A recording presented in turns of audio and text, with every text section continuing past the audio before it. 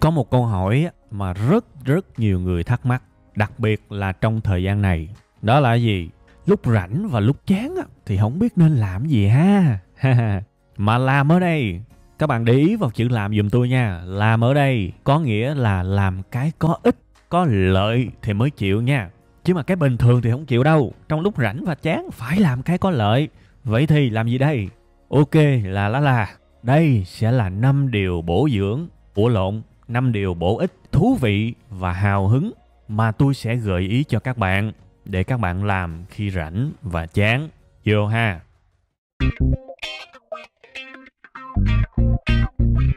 Rồi, hello tất cả quý vị và các bạn. Đây sẽ là cái hoạt động đầu tiên mà các bạn có thể làm. Rất là bổ ích, rất là hứng thú và rất là có lợi cho các bạn. Đặc biệt là khi các bạn đang rảnh rỗi và đang chán, không biết phải làm gì. Đó là hãy làm ngay cái bài trắc nghiệm công việc tương lai của các bạn đi. Đây là một cái bài sẽ giúp ích cho các bạn rất nhiều trong một cái tương lai gần sắp tới. Nó sẽ cho các bạn biết là các bạn phù hợp với công việc nào, có khuynh hướng về cái ngành nào, và đặc biệt là nó được tạo ra bởi những đơn vị rất uy tín. Đầu tiên, các bạn hãy vào cái đường link đó là w5n.co. Nhớ nha, CO nha, xuyệt 100 nha, w5n.co xuyệt 100. Thì các bạn thấy đây là những đơn vị tạo ra cái này nè, 2 trường đại học và một công ty nổi tiếng, đúng không? Các bạn vô đây, đó, các bạn lướt tới lướt lui. Và đặc biệt nha, hãy nhớ mình vô cái trang này mình phải sử dụng trình duyệt là Google Chrome. Kể cả các bạn có sử dụng MacBook, các bạn có sử dụng Windows, tôi không quan tâm, nhưng các bạn phải xài Google Chrome. Để làm gì? Để chúng ta có tính năng dịch cái trang web này, vì cái trang web là bằng tiếng Anh. Còn nếu bạn nào giỏi tiếng Anh thì vô tư, coi tiếng Anh thôi, dịch tiếng Việt làm gì. Nhưng nếu chưa có giỏi tiếng Anh thì thôi, mình làm tiếng Việt cũng được. Đây là cái phiên bản trên máy tính, còn phiên bản trên điện thoại thì cũng thế thôi. Cứ vô cái địa chỉ w5n.co xuyệt 100 thì nó cũng ra cái trang này thôi. Và sau khi vô rồi, hãy bấm chuột phải và chọn dịch sang tiếng Việt nha. Bắt đầu nó dịch sang tiếng Việt. Ở trên điện thoại thì các bạn có thể bấm vào cái biểu tượng dịch ở bên cái góc trái trên cùng của cái trang web đối với Google Chrome nha. Hoặc là trong một số trường hợp thậm chí nó còn hiển thị ra luôn cái nút là bạn có muốn dịch hay không. Như các bạn có thể thấy cái hình trên điện thoại mà tôi show ra cho các bạn thấy. Tiếp theo mình làm gì đây? Hãy kéo xuống và chọn tìm công việc tương lai của bạn. Bấm vô. Nếu trường hợp mà các bạn không có cái nút đó thì hãy gõ cái đường link là 100 jobs, job có S nha, of thefuture.com xuyệt quiz nha, để làm trắc nghiệm. Ok ha. Rồi, các bạn rảnh các bạn có thể đọc cái này chơi cho vui ha. Tôi cũng khuyến khích các bạn đọc cho biết đó. Nhưng mà trong cái phần thị phạm này thì tôi sẽ làm đại khái là cho nhanh để tiết kiệm thời gian của các bạn nha. Lấy bài kiểm tra. Vậy thì cái bài kiểm tra rất là đơn giản thôi. Các bạn hãy sắp xếp những cái này theo cái mức độ yêu thích của các bạn.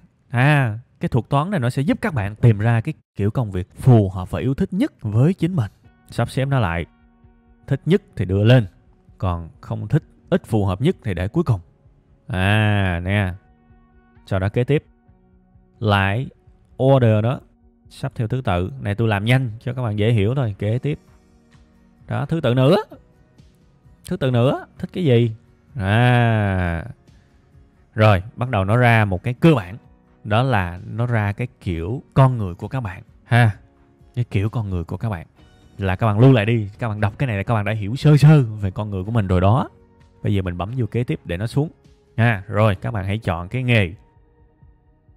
Hãy chọn những cái nghề mà các bạn cảm thấy phù hợp với mình. Chọn 2 tới 3 cái nha. Này tôi chọn đại đi, chứ mà tôi chọn như ý tôi bằng lộ thông tin cá nhân tôi sao, đúng không? Giỡn thôi ha. Chọn nhanh để tiết kiệm thời gian của các bạn. Sau đó bấm chọn kết quả. Rồi thì nó sẽ hiển thị ra rất nhiều cái kết quả. Rồi ok, đó là cái cách mà các bạn hãy đọc đi. Hãy nhớ những cái này đi, lưu lại đi. Đó là khuynh hướng làm việc của các bạn đó. Và các bạn sẽ dựa vào đây để có một cái ngã rẽ nào đó, hay là một cái cú mà nghiêng nào đó trong tương lai về sở thích, về nghề nghiệp của các bạn. Đôi khi các bạn học một cái môn nào đó mà nó dính tới cái khuynh hướng tự nhiên trong nghề nghiệp của các bạn thì nó cũng rất có lợi, vì các bạn sẽ học cái đó dễ hơn và vui hơn. Nên hãy nhớ kỹ nha. Đây là cái trang giúp các bạn định hình và khám phá công việc tương lai của các bạn như thế nào. Hãy làm bài trắc nghiệm này đi, nãy tôi làm đó. rất nhanh và đừng bỏ qua nha. Đương nhiên bây giờ các bạn không cần làm liền luôn đâu. Coi xong cái bài này đi rồi quay lại làm cho nó dễ, tại vì còn tới 4 điều lận. Và làm sao để mà biết cái bài này mà coi lại, lỡ quên sao đúng không?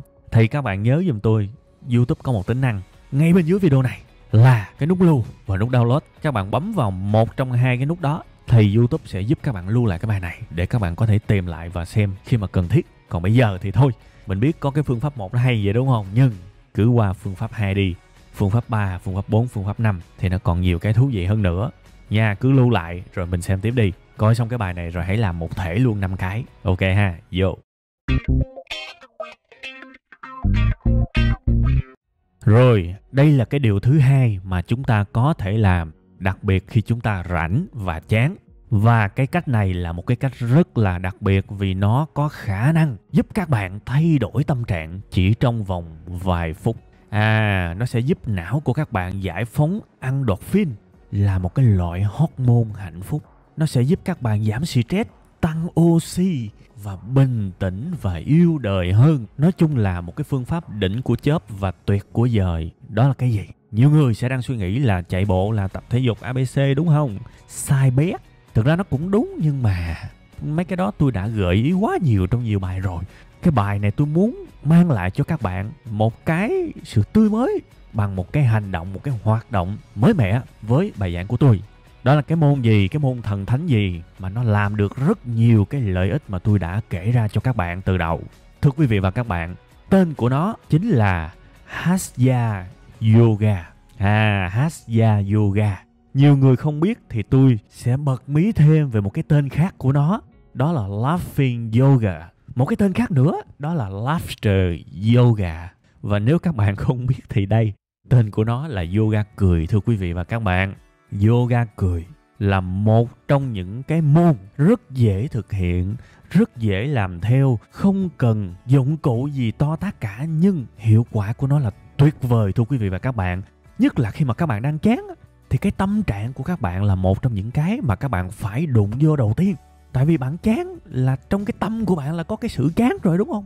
Thì hết chán và biến cái chán đó thành cái vui là một trong những cái rất quan trọng mình phải thực hiện được. Và tôi nói thiệt với các bạn, yoga cười thực sự có cái quyền năng làm cái việc đó. Và nó rất dễ làm thưa quý vị và các bạn. Các bạn có thể lên Google hay là lên YouTube để tìm những cái bài giảng rất nhiều. Và tôi khuyến khích các bạn, khi các bạn chưa có kinh nghiệm về cái môn Hatha Yoga này, thì các bạn hãy gõ những cái từ khóa có dính tới cái từ cơ bản hay là basic. Ví dụ bạn gõ là học yoga cười cơ bản, hoặc là learn Hatha Yoga basic, hoặc là learn laughter yoga basic, thì nó sẽ ra rất là nhiều cái bài hướng dẫn ở trên YouTube. Các bạn cứ làm theo. Tại vì đa số người ta hướng dẫn các bạn á, người ta thực hành không à. Và cái nét mặt của người ta đó là nó lộ rõ ra luôn cái kiểu là bạn nên cười như thế nào, bạn nên làm theo như thế nào, hít thở như thế nào. Mọi thứ nó rất dễ thưa các bạn. Hãy làm đi. Đây là một trong những thứ rất đơn giản, rất dễ làm theo, nhưng nó tác động tới tâm trạng, cái sự hạnh phúc, cái sức khỏe của mình rất là tuyệt vời. Tại vì sao các bạn biết không? Về lý giải khoa học của phương pháp này, tôi nghĩ là không khó để chứng minh. Cái cơ thể của mình nó không phân biệt được giữa cười thiệt với lại cười giả. Miễn là cười thôi là cơ thể của các bạn đã thu nhận được những cái lợi ích về mặt sức khỏe và tinh thần ha. Và bạn tập riết luôn á, bạn sẽ có khả năng để có thể cười một cách tự nhiên bất kỳ lúc nào bạn muốn. Khi mà cái cơ mặt của các bạn cử động thôi á, là cái tâm lý, cái sinh lý của các bạn á, đã có những phản ứng theo đó. Nên người ta mới bảo yoga cười là một cái môn của hạnh phúc là như thế đó nha.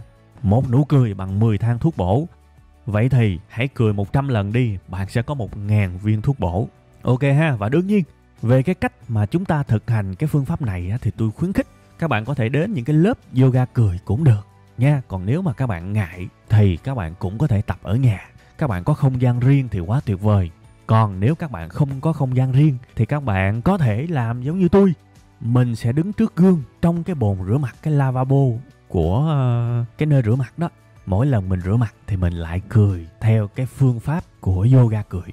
Thì như vậy nó vừa tế nhị, nó vừa kiểu không ai biết, và nó vừa giúp chúng ta cải thiện tâm trạng ha. Đương nhiên sẽ tốt hơn hết nếu chúng ta cười tươi và cười ra tiếng, và cười một cách thoải mái giòn giã. Nhưng nếu không được như vậy thì thôi, mình liệu cơm gắp mắm, mình cười trong cái khả năng của mình thôi ha, rồi từ từ mình phát triển lên. Nhớ nha, một nụ cười bằng 10 thang thuốc bổ, và cái phương pháp này sẽ là cái phương pháp giúp các bạn chuyển từ chán trở nên hưng phấn và vui vẻ. Hãy tập mỗi ngày đi. Hãy tập mỗi ngày và làm bất kỳ khi nào các bạn rảnh, và không cần phải chán, cứ làm chủ động đi.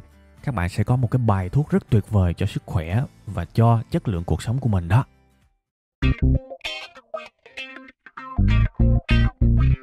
Hello các bạn, đây sẽ là cách thứ 3 để giúp các bạn có thể thoát khỏi cái tình trạng rảnh và chán, không biết phải làm gì. Vậy thì lúc rảnh và chán mình nên làm gì ha? Đây sẽ là một cái hoạt động cũng khá thú vị, và bản thân tôi cũng rất hay làm khi mà mình rảnh rỗi đột xuất và chán đột xuất không biết phải làm gì. Đó là tôi sẽ ngồi và tôi lên một cái kế hoạch để lần sau rảnh tôi không còn ở trong cái trạng thái vô định này nữa. Nói cách khác, đây là cái phương pháp lên kế hoạch cho những lúc rảnh. Thú vị thay, nó lại có cái phương pháp này các bạn. Cuộc sống mà có tổ chức thì chúng ta sẽ có kế hoạch cho hầu hết mọi thứ. Đương nhiên, không phải là chúng ta cứng nhắc làm cái gì chúng ta cũng phải lên kế hoạch và làm y bông như thế. Nhưng sẽ rất tuyệt vời nếu chúng ta có sẵn một cái đường ray, chúng ta có sẵn một cái định hướng, một cái kế hoạch sơ bộ, thì chúng ta rất dễ sống trong cuộc sống này. Đúng không? Các bạn thấy cái chiếc xe lửa đó, cho dù nó có đi bao xa thì nó cũng không bao giờ đi lạc đường, tại vì nó có cái đường ray, đúng không? Nó đi rất khỏe. Còn giả sử bạn không có cái đường ray, bạn phải đi, bạn phải dò, phải dẫm. Có những lúc bạn bế tắc, có những lúc bạn bị lạc, bạn đi tới những chỗ nguy hiểm, bạn chả biết phải đi tới đâu, ví dụ như vậy nha. Nên tôi hy vọng cái hình tượng cái chiếc xe lửa đó là một cái hình tượng thú vị để các bạn có thể liên tưởng tới cuộc sống của mình. Ngay cái lúc mà bạn chán, nếu bạn có một cái đường ray để đi thì như vậy là bạn đã rất là may mắn rồi đó. Và bạn rất là tử tế với cuộc sống của mình, vì bạn biết quan tâm tới chính mình trong cái lúc chán chường nha. Thì bây giờ nếu các bạn đang rảnh, hãy lấy giấy viết ra và liệt kê ra những cái hoạt động mà các bạn cảm thấy là khá thú vị, khá là yêu thích và muốn làm và sẽ làm trong những lúc mà lỡ, đột xuất, rảnh hay chán. Đó, thì các bạn thấy ở trên màn hình tôi sẽ có khoảng 18 cái đi ha. 18 cái rồi ha, mười mấy cái. Thì các bạn thấy nè, ví dụ lần sau mà tôi buồn thì tôi sẽ không còn cái cảm giác vô định nữa. Tôi lấy cái tờ giấy này ra tôi coi, trong mười mấy cái này giống như một cái menu, một cái thực đơn ha, thì mình nên làm gì ta? Ok, mình sẽ lên các sàn thương mại mua cái gì đó cho ba hoặc mẹ mình, ví dụ vậy. Hay là mình đọc sách, hay là mình sẽ gọi điện nói chuyện FaceTime với lại con Linh Thúi là bạn của mình ha, tại vì nó hay dùng FaceTime. Hay là mình sẽ Messenger với thằng Thanh Hôi, bạn mình mà mình lưu tên vậy đó ha. Hay là mình biết chơi đàn thì lấy đàn ra làm mấy đường guitar hay là ukulele coi chơi, hoặc là xem một cái bộ phim tài liệu trên Netflix, ví dụ như vậy đó. Các bạn thấy không, tôi không còn lạc lối nữa. Hễ chán là tôi lụm ra, tôi biết có cả một cái menu món ăn, chọn đi, thì mình sẽ vượt qua được cái sự rảnh và cái sự chán rất nhiều nha. Nên nhớ nha, nếu bây giờ bạn chưa có kế hoạch này thì hãy làm lẹ đi cái kế hoạch khi rảnh. Ở đây tôi chỉ làm demo cho các bạn mười mấy điều thôi, chứ bản thân tôi là cả trăm điều đấy. Tại vì tôi rất quan tâm tới nội tâm của mình ha. Và các bạn đừng có ngạc nhiên là tại sao tôi có tới cả trăm điều lận. Khi mà các bạn xem cái điều số 5 á, thì các bạn sẽ hiểu là 100 điều thì nó còn ít nha. Còn bây giờ thì thôi, cái điều số 3 tôi xin phép được dừng lại tại đây. Nhớ nha, hãy lên kế hoạch cho lúc rảnh đi. Và khi lúc rảnh, bạn sẽ không còn cảm giác chán chường và không biết phải làm gì, và vùi đầu vào những thứ vô bổ, và cuối cùng hết nhìn lại mình đã lãng phí bao nhiêu thời gian và cảm thấy tệ hại với chính mình, thì cảm giác nó không tốt đâu nha. Hãy vẽ cái đường ray cho mình.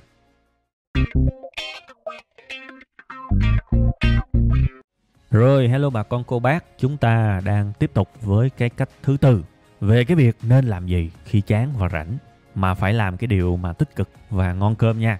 Thực ra cái phần số 4 này tôi sẽ có một cái lời gợi ý khá là đặc biệt cho các bạn. Nghĩa là tôi sẽ không khuyên các bạn nên làm gì, mà tôi sẽ khuyên các bạn ngược lại là không nên làm gì. Cái này cũng quan trọng lắm đó. Khi mà chúng ta chán và rảnh và hơi kiểu xìu đó các bạn, thì chúng ta rất hay mắc một cái bẫy, là cái bẫy nằm. Mình nằm xuống, mình nghỉ. Đúng không? Nếu mình mệt thì mình nằm thì tôi đồng ý. Nhưng khi các bạn chán mà các bạn lại nằm nữa đó, thì rất có thể tâm trạng của các bạn sẽ rất tệ. Rất nhiều người sẽ nằm cầm cái điện thoại làm cái gì đó, xem phim, rồi chat chít, rồi coi mấy cái tin giật gân, đúng không? Phần lớn các bạn á, rất nhiều trường hợp mà tôi đã nhìn thấy trong cuộc sống này, sau cái khoảng thời gian mấy tiếng đồng hồ người ta nằm á, người ta tiêu thụ những cái thông tin trên mạng xã hội á, thì sẽ có những cái điều tồi tệ như thế này xảy ra. Thứ nhất là họ cảm thấy rất là ì ạch luôn á. Tại vì nằm mà, đã chán càng thêm chán, đã rảnh càng thêm rảnh, đã tệ càng thêm tệ, và cảm thấy cuộc đời mình như không có lối thoát kìa. Có ai mà đã từng nằm cả ngày và không làm gì không? Và mình thất vọng với chính mình ghê gớm lắm á. Vì các bạn mắc cái bẫy nằm đó các bạn. Khi các bạn chán, các bạn rảnh mà các bạn nằm là cuộc đời của các bạn sẽ tệ hại hơn. Vì bản thân tôi đã từng trải qua, tôi biết mà. Tất cả những cái này là kinh nghiệm của tôi hết. Kinh nghiệm sống của tôi luôn đó. Vậy thì có một cái cách để phá vỡ cái việc làm cho cái quãng thời gian rảnh và chán của các bạn trở nên tệ hại hơn. Đó là đừng có nằm, hãy vận động đi. Các bạn có thể đứng lên, các bạn có thể đi tới đi lui, các bạn có thể vận động. Các bạn có thể làm một cái điều gì đó dựa trên những cái kế hoạch mà chúng ta đã lên từ phần số 3. Thậm chí khi tôi chán mà tôi muốn đọc sách, tôi còn đứng tôi đọc mà các bạn. Tại tôi biết nằm nó rất dễ buồn ngủ và rất dễ bỏ qua cuốn sách. Và mình sẽ rất dễ cầm điện thoại lên và làm những điều vô nghĩa. Thế thì tôi luôn có một cái quy tắc là hãy đọc sách nha. Bình thường tôi ngồi vào bàn tôi đọc. Nhưng khi tôi chán tôi có thể đứng lên tôi đọc. Tôi mua một cái giá đỡ sách đó và tôi đứng tôi đọc. Hoặc là tôi mang giày vào tôi đi bộ vòng vòng. Hoặc là tôi leo lên máy chạy bộ tôi chạy. Thậm chí là xem phim, tôi cũng không nằm tôi xem nữa. Tôi ngồi đàng hoàng luôn các bạn, như là ngồi trong rạp vậy đó. Lấy một cái ghế dựa, ngồi và xem. Đó là cái cách làm cho tôi không có bị ì ạch. Vì tôi không mắc cái bẫy nằm. Và thậm chí khi tôi ngồi tôi xem luôn á, thì tôi luôn dặn mình là phải thẳng lưng để tăng cái sự tập trung. Vì nằm là sẽ nằm luôn. Đó là cái kinh nghiệm thật nha. Tôi nghĩ là rất nhiều người trong các bạn sẽ đồng cảm với cái việc này. Nên hãy nhớ nha, làm ơn nhớ nha. Khi chán và rảnh đừng có nằm. Hãy nằm khi cần nghỉ ngơi, khi mệt mỏi. Nhưng khi chán và rảnh đừng có nằm nha. Hãy vận động đi, đứng đi gì đó cũng được. Và thường nếu các bạn tập thể dục, các bạn đi bộ, các bạn chạy bộ mà các bạn ra mồ hôi khi các bạn chán và rảnh đó, bạn tin tôi đi, sau quãng thời gian đó bạn sẽ cảm thấy phấn chấn hơn rất nhiều. Tự nhiên nó yêu đời lại rồi. Mình vận động nó cũng tác động tới tâm trạng đấy. Và tôi đã có rất nhiều bài giảng nói về chuyện đó rồi. Nên hãy nhớ nha, đừng có nằm. Ok.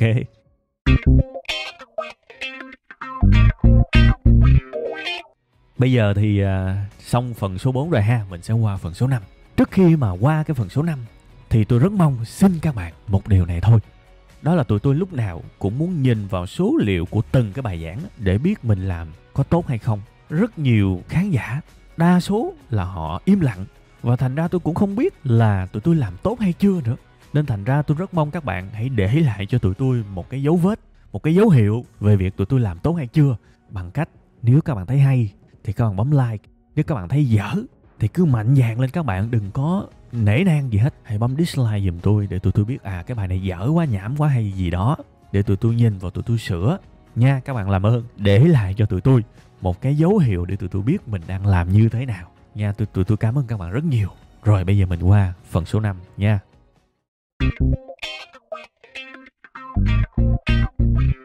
Rồi, hello các bạn. Đây là cái phần số 5 trong cái bài ngày hôm nay. Cái phần này có cái tên là suy niệm tìm ra chính mình. Đây là một cái hành động, một cái hoạt động mà tụi tôi làm mỗi ngày. Và tôi không cần đợi tới lúc chán luôn á để mà tôi làm. Cứ khoảng một ngày tầm sau ăn trưa, sau ăn chiều và trước khi đi ngủ thì tôi thường làm cái việc này lắm. Nó mỗi ngày nó trở thành một thói quen. Đương nhiên thì khi mình chán và khi mình rảnh thì mình sẽ có nhiều thời gian hơn. Nên nó cũng có rất nhiều cái hay. Và cái này tôi để cuối.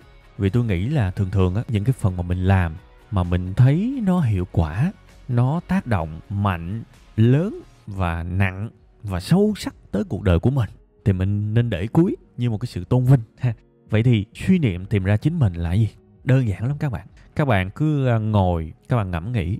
Các bạn có thể có một tờ giấy phía trước cũng được. Còn nếu không có tờ giấy phía trước thì các bạn ngẫm trong đầu cũng được. Nếu mà các bạn ở trong cái phòng mà không có ai thì các bạn nói thầm trong miệng cũng được. Như là một cái cách suy niệm. Khi mà suy niệm các bạn nhớ những gì mà mình đã làm. Ví dụ bây giờ khoảng 12 giờ 30 phút trưa đi, tôi vừa ăn cơm xong thì tôi ngồi tôi suy niệm tìm ra chính mình. Cái này rất hay. Thì đầu tiên tôi sẽ nhớ lại hồi sáng giờ mình đã làm cái gì. Sáng thức dậy mình làm gì ha? Vô chỗ làm, việc thứ nhất mình làm là cái gì? Việc thứ hai mình làm là cái gì? Việc thứ ba, việc thứ tư làm bao nhiêu thì nhớ lại hết mình đã làm những gì. Đó là cái việc đầu tiên là nhớ lại. Sau đó hãy qua tới bước thứ hai là dựa vào những việc mà mình đã làm sáng giờ. Mình thích cái gì? Bắt đầu mình liệt kê ra. Mình thấy vui vì điều này đó. Hãy nhớ lại. Hãy suy niệm. Hãy tìm ra những điều tích cực và vui thực sự trong cuộc sống của các bạn. Kể cả đó là một niềm vui nho nhỏ. Mình cảm thấy vui lắm khi mình ngồi uống cà phê. Mình cảm thấy vui lắm khi quán quen nhớ rằng mình uống cà phê không có đường và người ta đem ra một ly cà phê không đường và không cần hỏi mình. Mình vui lắm. Mình thấy rất vui khi được nói chuyện với các đồng nghiệp. Chắc là mình thiên về hướng ngoại rồi nhỉ. Đó, các bạn cứ suy niệm như thế thôi. Rồi, khi mà nghĩ hết nước hết cái rồi và không còn gì để suy nghĩ nữa về điều các bạn thích và vui, thì mình nghĩ tiếp tới cái điều mình không thích. Sáng này mình không thích cái gì? Mình không thích cái gì? Hãy suy nghĩ về từ sáng tới bây giờ á. Nhớ nha, tưởng tượng là mình đang suy niệm tìm ra bản thân mình vào 12 giờ 30 trưa. Thì mình chỉ làm cái việc suy niệm từ sáng tới giờ thôi, đúng không? Mình không thích cái gì, hãy nghĩ. Đó, vậy là xong bước số 3. Nhớ nha, coi vậy thôi chứ nhanh lắm các bạn. Tôi thường suy niệm tầm 10 phút thôi. Nhớ nha, bước 1 là nhớ lại từ đầu ngày cho tới cái lúc suy niệm thì mình làm gì. Thứ hai, thử nhớ những gì mà mình thích, mình vui. Thứ ba, thử nhớ những gì mà mình không thích. Và thứ tư, đặt cho mình một câu hỏi. Ngày mai, hoặc là chiều nay, hoặc là tối nay gì đó, tức là một cái mốc thời gian tiếp theo á, mình nên làm gì để tăng những gì mình cảm thấy vui và né được những gì mình cảm thấy buồn. Và thậm chí giải quyết luôn để những gì mình cảm thấy buồn không tồn tại. Chỉ cần nghĩ như thế này thôi các bạn. Tôi không cần các bạn ra một cái hành động gì hết. Các bạn chỉ cần suy niệm thôi.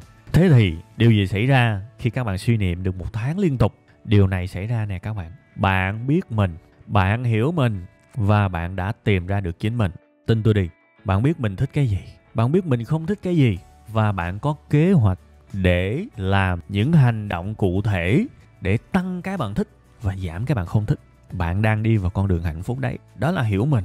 Cuối cùng hết hiểu mình chỉ đơn giản là biết mình thôi. Thích cái gì và không thích cái gì.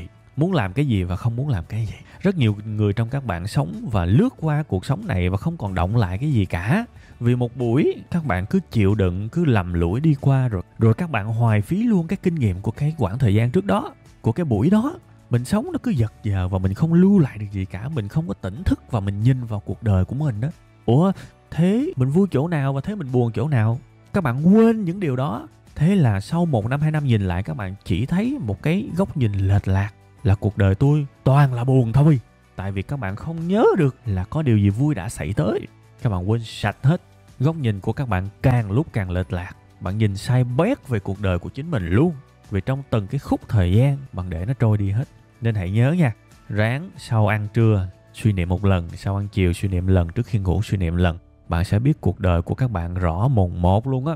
Và đó là phần thưởng lớn nhất mà các bạn dành cho chính mình. Vì tôi biết rất nhiều người trong các bạn không biết mình là ai, không hiểu mình và vất vả để chạy và đi tìm cái bản ngã của mình.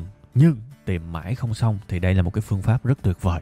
Nên làm mỗi ngày nha. Đương nhiên trong lúc rảnh thì càng nên làm lâu hơn. Lúc rảnh thì mình có nhiều thời gian hơn, đúng không? Ok ha. Đó là phương pháp thứ 5. Rồi, hello các bạn. Như vậy là tôi đã vừa hướng dẫn các bạn 5 cái điều chúng ta nên làm, 5 điều bổ ích ngon nghẻ chúng ta có thể làm khi mà chúng ta cảm thấy rảnh và chán nha.